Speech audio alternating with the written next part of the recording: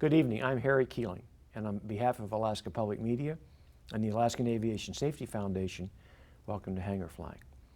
Our guest last time was Keith Earley. Keith is a very experienced pilot, both a military pilot, corporate pilot, and now a FedEx captain. And I'm glad we're able to get him back tonight. Welcome, Keith. Thank you.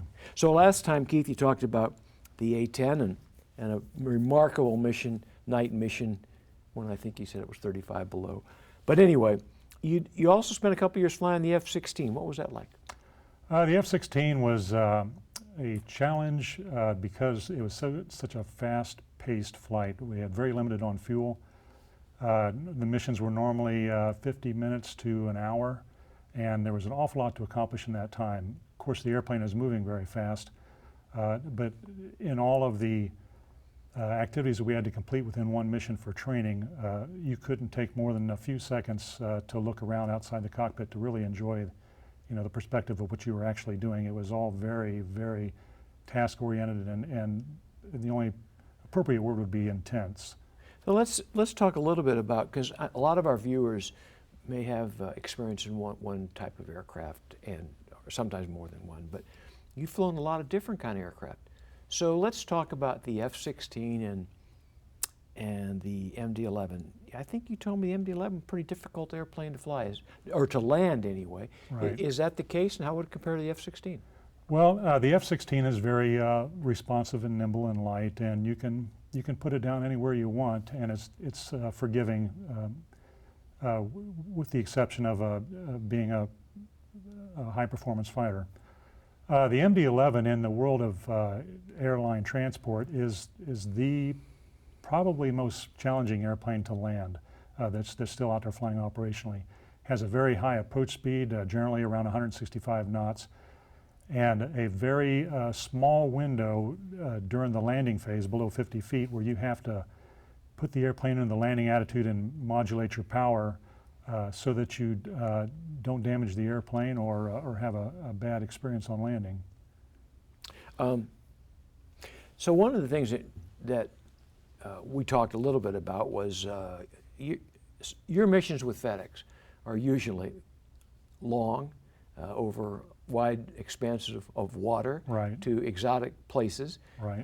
But it occurred to me that after I don't know what, 8 or 10 or 12-hour flight, whatever it is, all of a sudden now you are in the most critical phase of flight, flying an airplane with the MD-11 that's pretty challenging to land.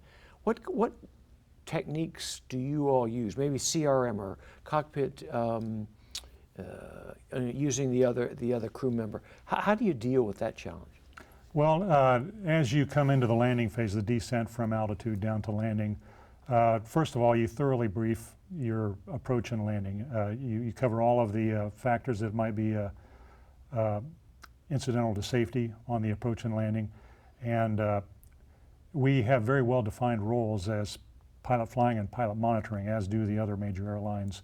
And the pilot who briefs and flies the let-down approach and landing is very carefully monitored by the pilot monitoring, and the pilot monitoring sees any deviations from procedure or from aircraft parameters.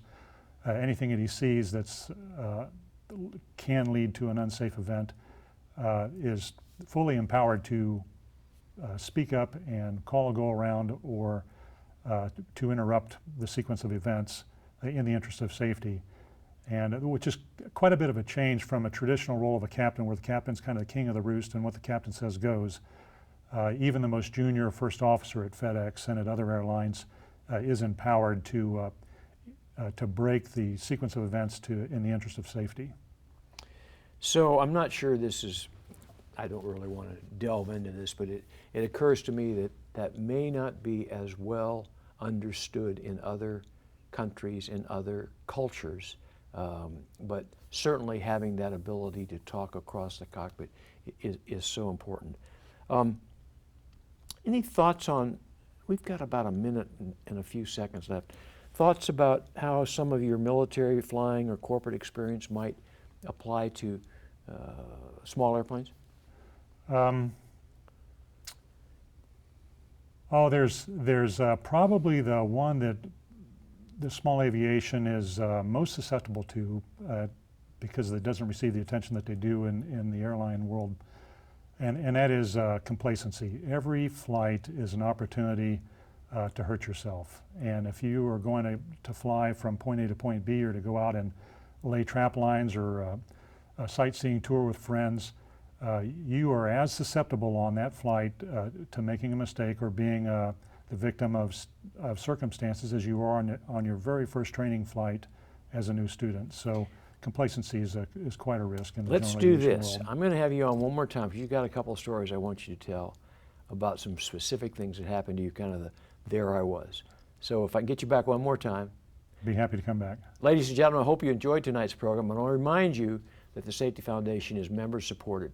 Need you to renew your membership for 2016. And of course, you can go to www.aasfonline.org and do that. Until next time, fly safe.